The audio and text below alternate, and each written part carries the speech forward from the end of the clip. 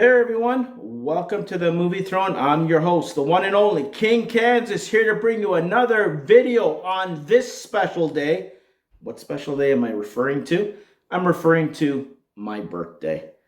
On this blessed year, about 45 years ago, today, 1976, and it's kind of coincidental that this 76th movie recommendation video possibly might last in a little while, but it's number 76. It has significance and meaning to me personally because I did turn, as of today, because it is my birthday, 45 years old this century. So King is centuries old, but for this century, he's turning 45. So you guys can figure my age. It's up to you. But as of now, I'm 45 of this century. So deal with it.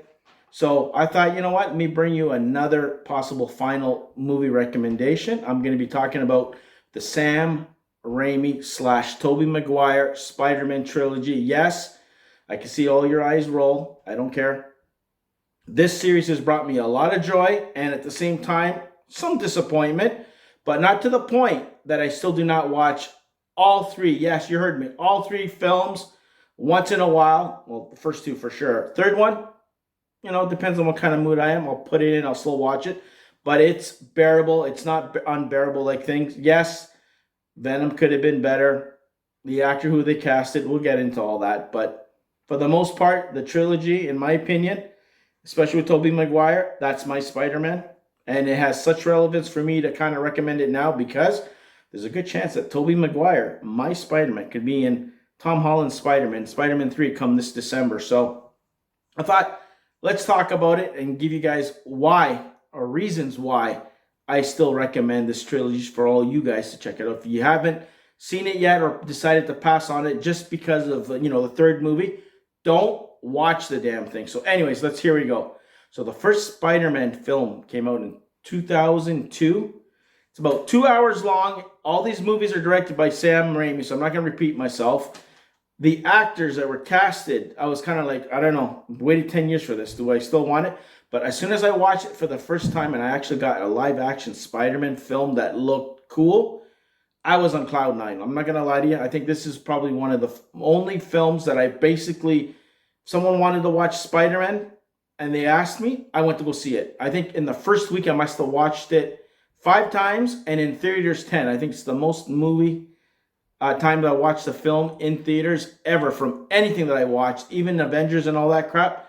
This was the film, and it was only 2 hours long. So, what can you think? So, anyways, the actors: Tobey Maguire, Kristen Dunst, William Dafoe, James Franco, Cliff Robertson, Rosemary Harris, J.K. Simmons, Joe Manganiello. He played Flash.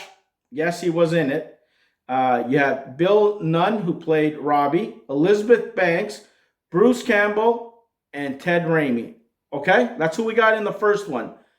So, my thoughts. Green Goblin. Liked it.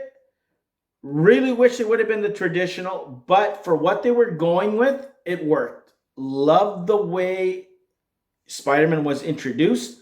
Loved the fact that we got Macho Man Randy Savage in there. One of his last probably appearances in any film of any type or whatever. That he played Bonesaw McGraw. Amazing. The way Spider-Man would web sling, yes, he shot from his wrist, and I was kind of pissed off about that. I'm not going to lie to you, but it grew on me. It kind of understood why they did it. He took a different take, but I don't care.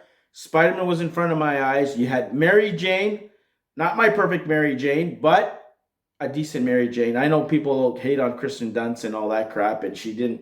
Trust me, it worked. The two of them had chemistry, and it worked in my opinion. Aunt May was Aunt May. Uncle Ben was there. We've seen how he died.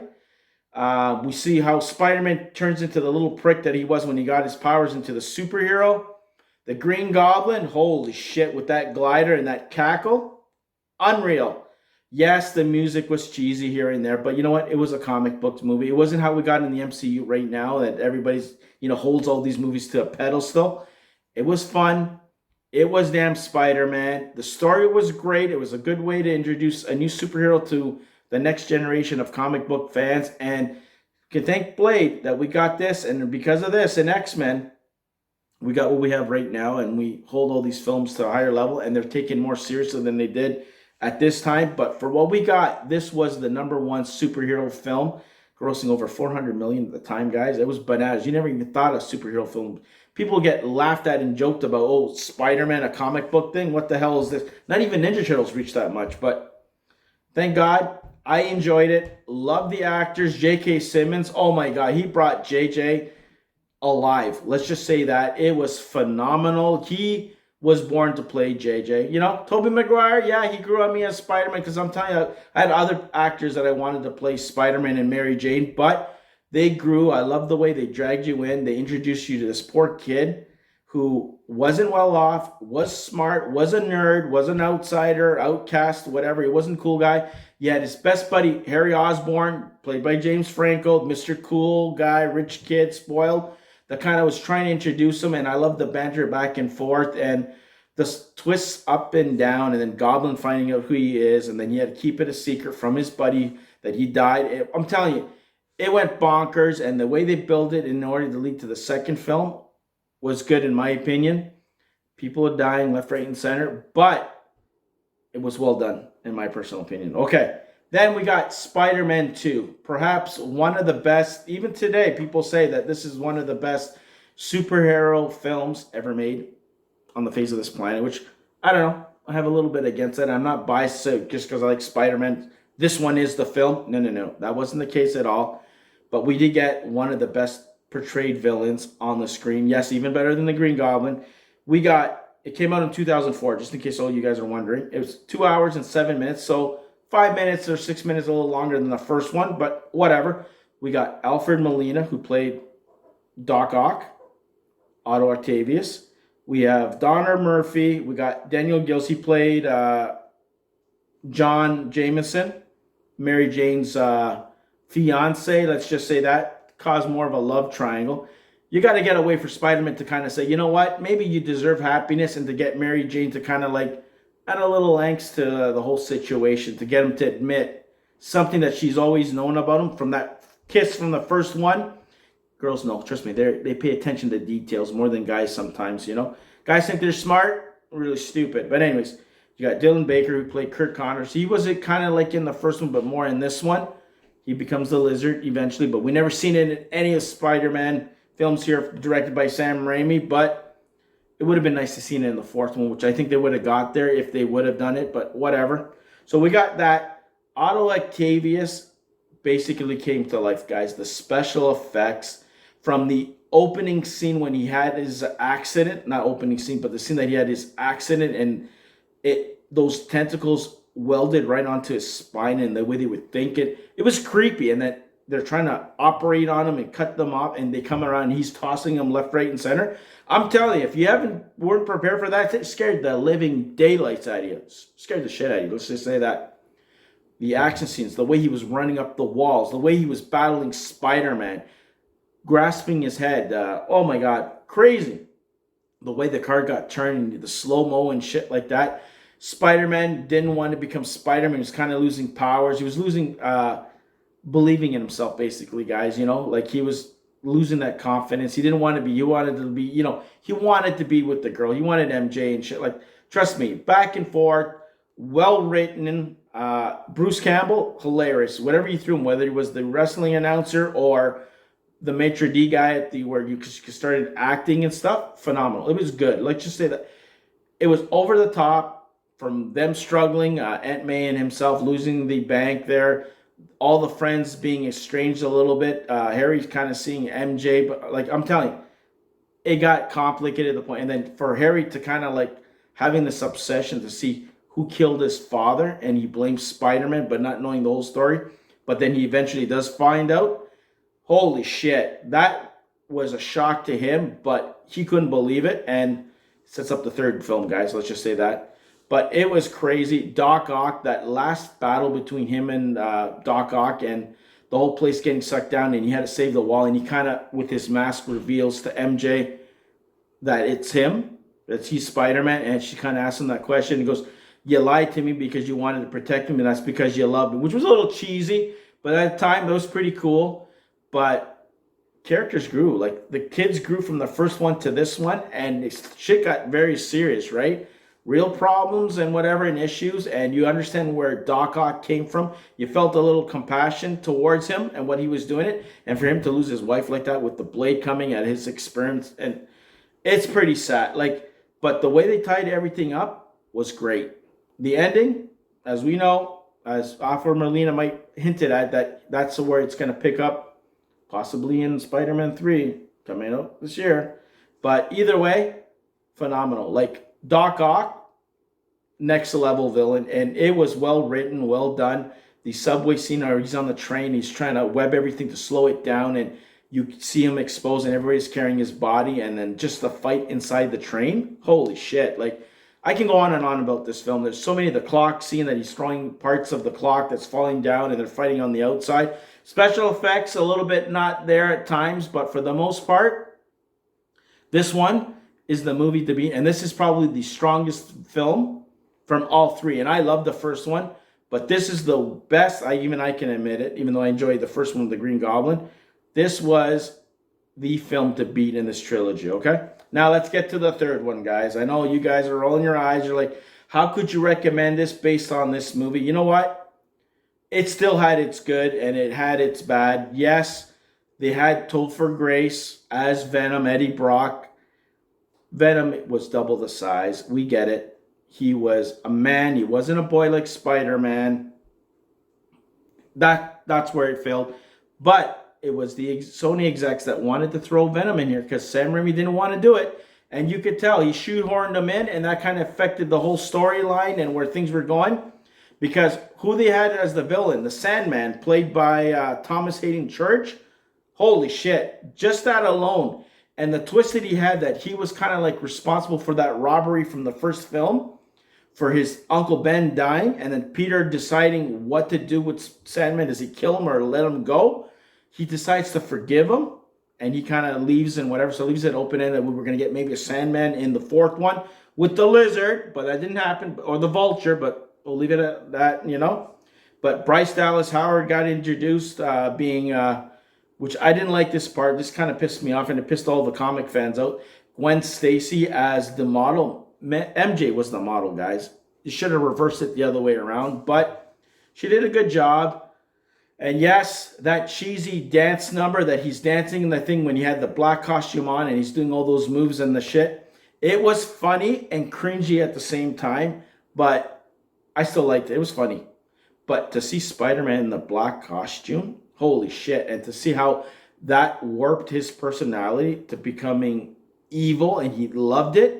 And then he wanted to try and separate from it. And then, of course, it finds Eddie Brock, which that bell tower scene was phenomenal. And he becomes Venom. Yes, Venom looked kind of cheesy. He didn't talk. It just didn't suit him. I didn't like the way his face looked when he got revealed when Eddie Brock told for Grace was Spider-Man. You just didn't buy Mr. That 70s show as Eddie, Eddie Brock / Venom. They got another actor I think would have been better and a little bit more acceptable. Stupid. But that fight scene out there where he was pretty much powerless and shit, and they were fighting in the tower, and then Sandman was literally pounding the living daylights out of him, and they were like teaming up. That looked good.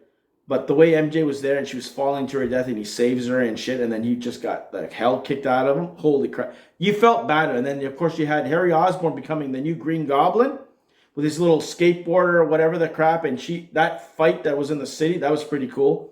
He was going to propose to MJ and then losing that ring, not losing the ring, then Harry forgetting who he was and then spending time with MJ because MJ wouldn't spend time with Spider-Man because Spider-Man kind of gave her the cold shoulder, kind of tried to make her jealous using Gwen, and Gwen kind of figured that out. So I'm telling you, like, it was real personal, but at the same time, it took people out because of Eddie Brock. It's Venom. If Venom wasn't there, I think it would have been fine, but it is what it is, guys, okay?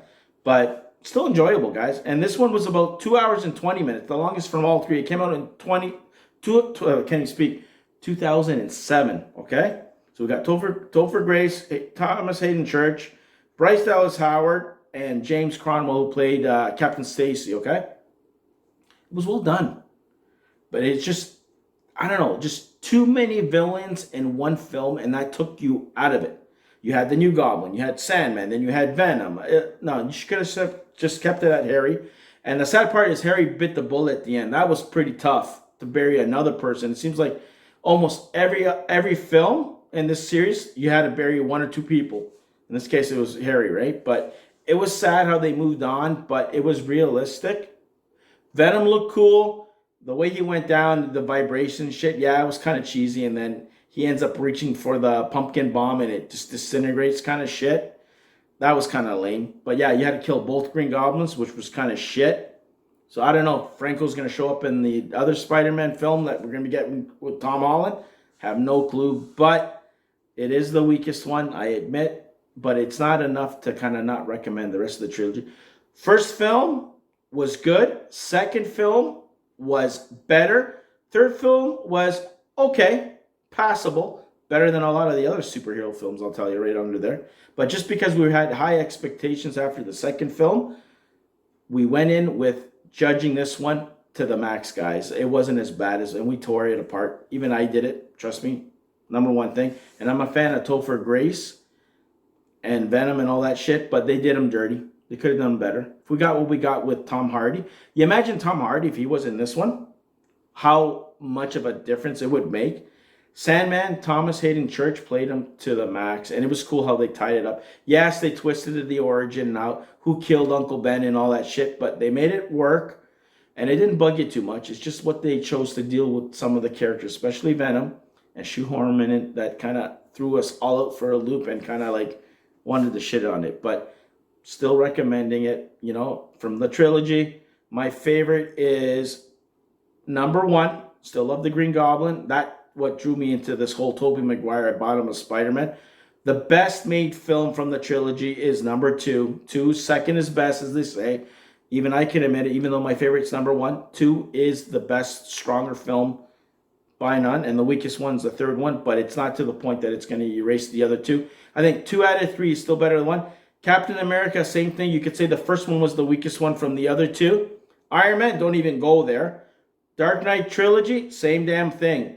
First one was good. Second one was phenomenal. Third one was okay, but not on par with the second. So this kind of reminds me of that. So if you can forgive the Dark Knight Trilogy and its third entrance or video or movie, you could do the same thing with this trilogy. And in my opinion, I like this trilogy a lot better than what we got so far with Tom Holland one. But I got to wait for the third one to determine that too, guys, okay? Because different time, different era, so it's hard to compare to the two different Spider-Mans.